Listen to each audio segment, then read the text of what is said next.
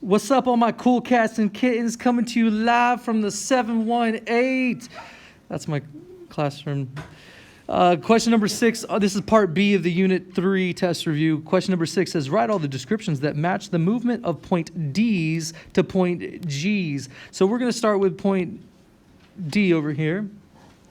And we want to figure out how we can get it to point G over here. So what I'm going to do is I'm going to first start by looking at the coordinates of D, which are, the coordinates of D are 2 on the X and a 3 on the Y. And I want to map that over to G, and the coordinates of G are a -2 on the X and a -3 on the Y. So we're going to come up with all the transformations that could take point D to point G. And we're going to start with the easiest. We're going to start with a translation, which we know means slide. So how can I slide that point D over to point G? All right. So I know if I want to translate it, I'm going to slide to the left. Okay, I'm going to slide it, and that was 1, 2, 3, 4. And if I'm going to the left, that's going to be a -4. So my translation is going to take me left 4 units and down 1, 2, 3, 4, 5, 6 units. So down 6, so that's going to be Y -6. So bam, there's one move that I could do to get the point D to point G.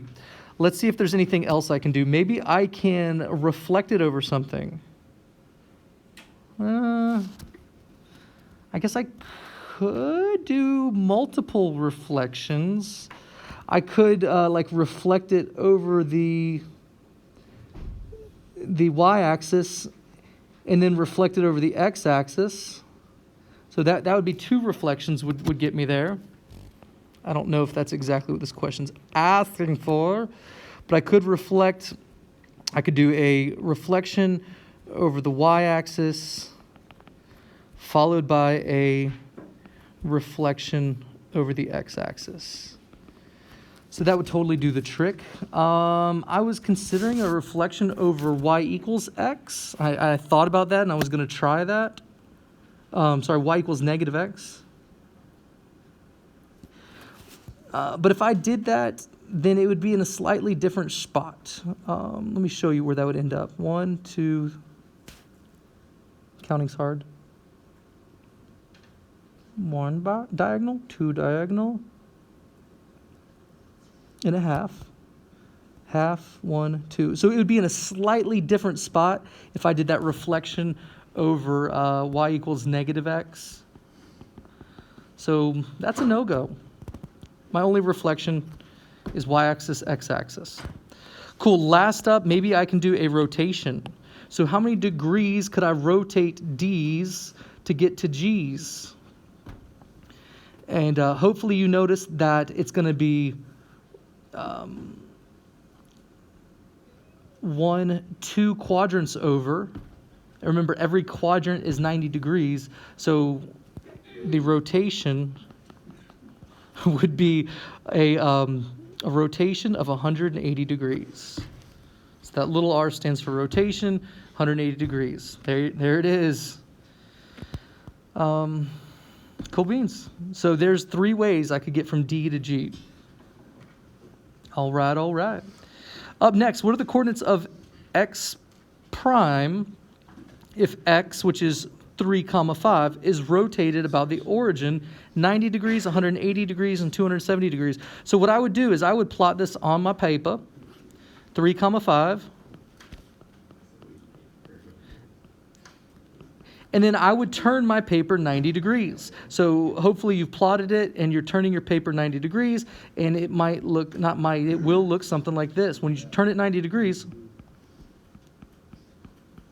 and remember you're turning counterclockwise, so your first rotation of 90 degrees looks something like that. And then turn it another 90 degrees.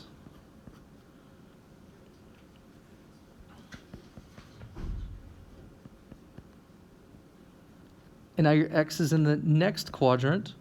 And then turn it another 90 degrees. And now your x is in the next quadrant.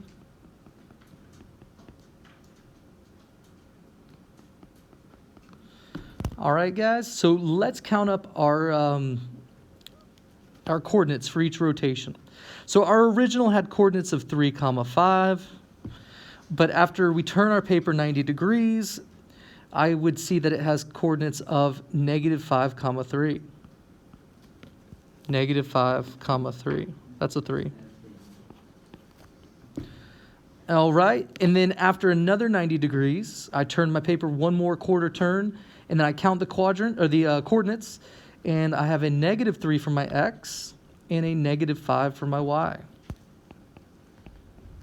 So just turning your paper and counting coordinates. Please don't make it more than that. You don't want to try too hard, you know? You don't want to be that nerdy kid that tries too hard, or the nerdy kid that has like too many holes in their jeans. So after one more rotation, this is 270 degrees, and the coordinates are a 5, -3, and I'm down here in that fourth quadrant. 5, -3. Cool. So hopefully you noticed that every time you rotated 90 degrees, you ended up in the next quadrant over. My pre-image started in the first quadrant. After 90 degrees, it was in the second. After 180 degrees, it was in the third. And after 270, oops, that's not how you do 4. That's how you do 4. I end up in the fourth quadrant. Bless you. If point K has coordinates of that and point K prime has coordinates of that, how many degrees was K rotated about the origin? Now, I don't really know, so I'm going to plot it. I'm going to make this a little bit smaller, like that. And I'm just going to plot K at -7, -3. -7, 1, 2, 3, 4, 5, 6, 7, -3. And then K prime has coordinates of -3, 7. -3, 1, 2, 3, 4, 5, 6, 7. So remember, we always go counterclockwise. So 90 degrees would take me to the next quadrant. Another 90 degrees would take me to the next quadrant. And then another 90 degrees takes me to the quadrant where K prime lives. I don't know why I put that on 2 separate graphs. I don't know. But anyway, it looks like that. So 90, 90, and 90, that's 3 quarter turns. That's 270 degrees.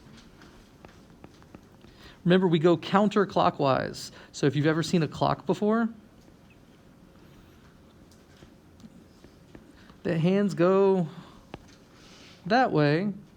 But that's not what we want. We want to go counterclockwise. So when we do our rotations, you're always going counterclockwise. That's the direction the toilets flush in Australia. How many degrees was P rotated to get P prime? All right, let's do this one on one graph like a normal person. If P is at -5, 0, -5, and 0,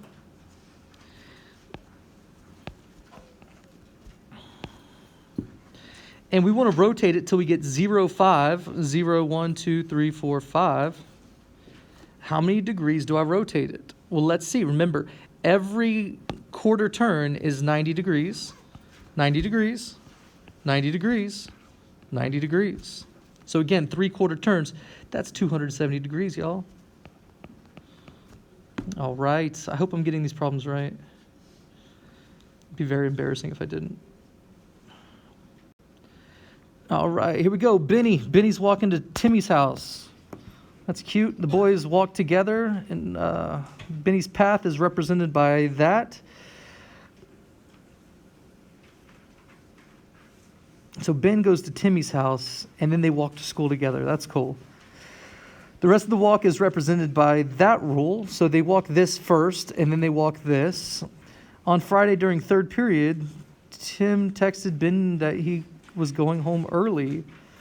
Complete the translation rule for Ben's walk straight home from school.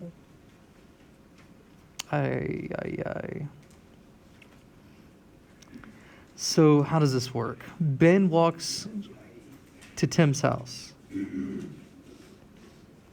Then they walk to school together. All right. But this says on Friday, well, they shouldn't be texting in school, first of all. This is baloney. Tim texted Ben and said he was going to go home early, so Ben has to walk straight home. So we need to write the rule that talks about Ben walking straight home. So that's a whole lot of words to say Ben goes from the school to the house. So let's just count. So Benny is going to go down 1, 2, 3. So Benny's going down 3. And Benny's going left 1, 2, 3, 4, 5, 6, 7, 8, 9, 10. Left 10. So if Benny's going left 10 and down 3, I need to write a rule that works for that. Because he's going straight home. All right, that's cool. We're doing it right. So the rule looks like this. We start with x, y, and then we change the x. If we're going left 10, we're going to say minus, because minus means left, 10 units.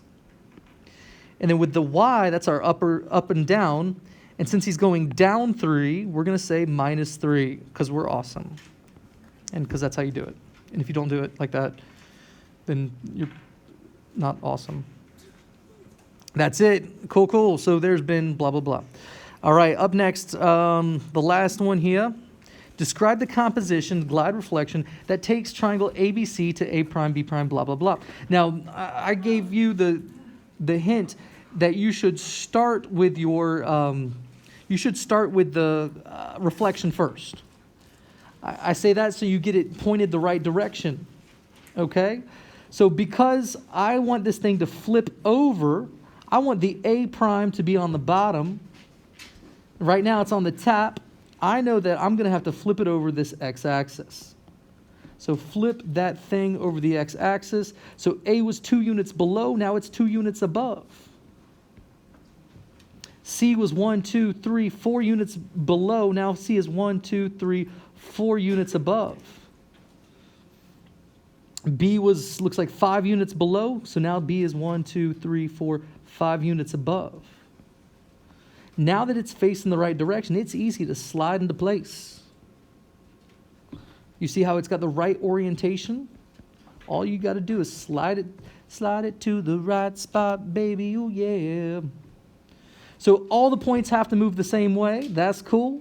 It looks like we're going to move right 1, 2, 3, 4, 5, 6, 7. And we're moving up 0. So right 7 means I'm going to put an x plus 7, and up 0, I could put y plus 0, but only nerds would write y plus 0. So what did I do? I reflected over the x-axis. So you can do a big R for reflection and write x-axis, or you can actually write out reflect over the x-axis. And then I translated. So I could write a big T for translate, and I went right 7 and up 0, so I could write it like that. Or I could write reflection over the x-axis. I've got this one student named Chance, and that's how he talks. Hey guys, you want to reflect some points? Let's do a translation. Okay. Yeah, man, he's going to be YouTube famous. I'm not going to write y plus 0 because I'm not a nerd. Anyways, guys, there's part B. I hope you love it. That video was way longer than it should have been. Warmest regards and best wishes to all my students.